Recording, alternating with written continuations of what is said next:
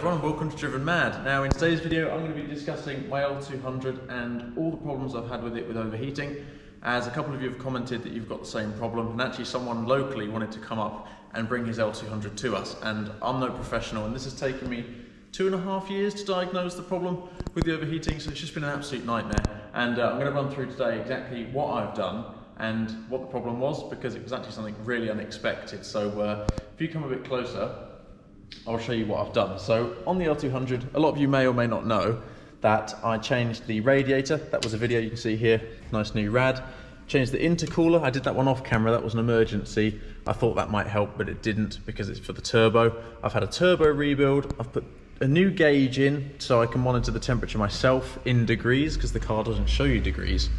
And also, if I get my flashlight out, I'm going to head down and show you the thermostat. So down there, you can see here, this pipe goes into the thermostat there. So I've done that about 1 million times.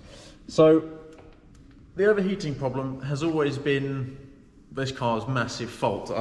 I take it somewhere, it always gets a bit hot, and a couple of you have commented saying just run it until it gets to the red zone, but I don't want to blow it up. It's done nearly 300,000 and it doesn't deserve to die quite yet. So what I've done is actually change the thermostat, change the radiator, change all of this almost for nothing.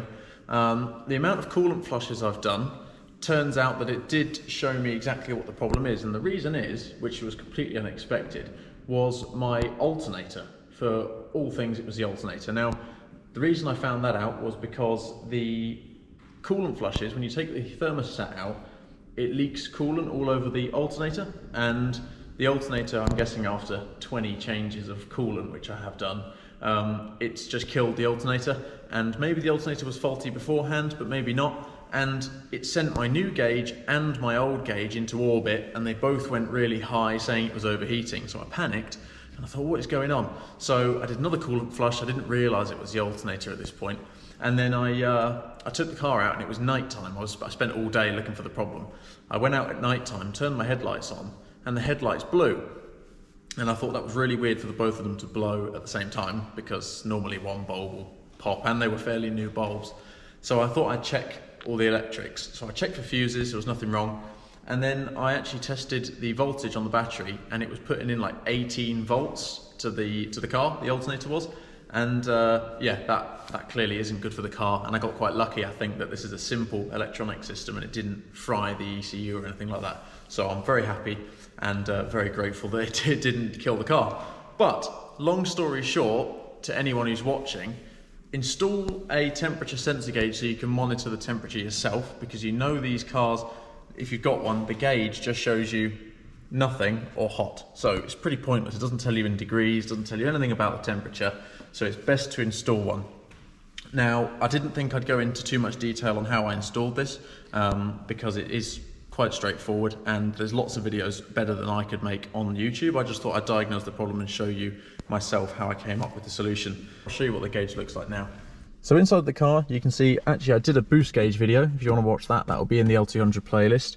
But I've also installed the emergency temperature gauge. So down here where the storage was, you can see there, I've got a water temperature gauge.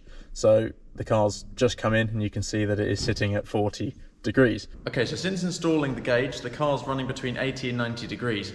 And it's quite interesting because the original gauge gets up to temperature in probably, oh, I left the ignition on. Okay, no one wants to listen to Justin Bieber, but yeah, so this new gauge that I've installed shows that the car runs between 80 and 90 degrees Celsius, that is. And the original gauge in the car gets up to temperature, which you don't know what temperature it is, it just goes up and down, but in the middle it gets up to temperature within a minute or two of running, which is just, it's wrong. And my new gauge takes quite a long time. I live probably 2 kilometers from here, and I do a long drive round at about 4 kilometers, and then by that time it's nearly warm.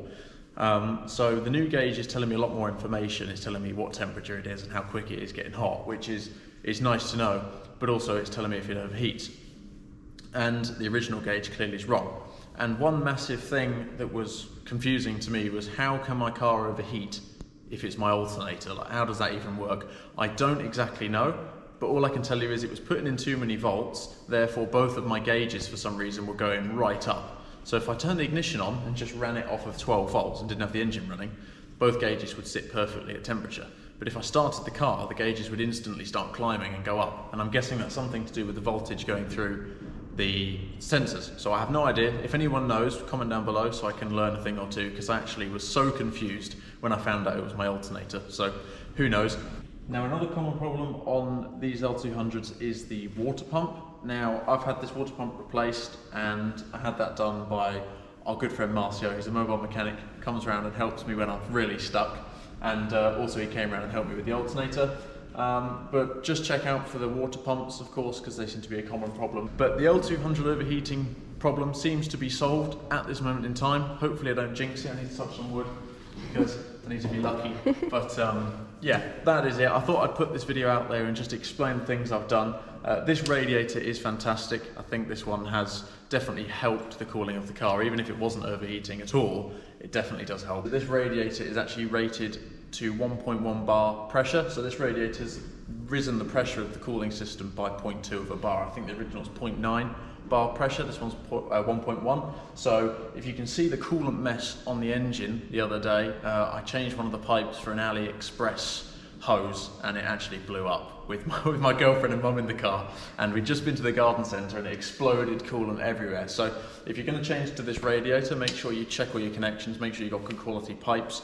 I went down to the local car parts store and bought good quality radiator hose, so that problem's hopefully fixed. But it does raise the pressure, so obviously the boiling point's a little bit higher as well. So everything that I've done should aid in this car's benefit. So if any of these parts you need links for, I'll try and remember to link some of them down below if I remember where I got them from. And yeah, thank you guys for watching. This is just a little walk around and explanation of what the problem was and what a weird problem it was, being my alternator causing it to overheat. So thank you guys for watching, and I will catch you in the next video. One day I'll change all of my wicked ways, and happiness will start to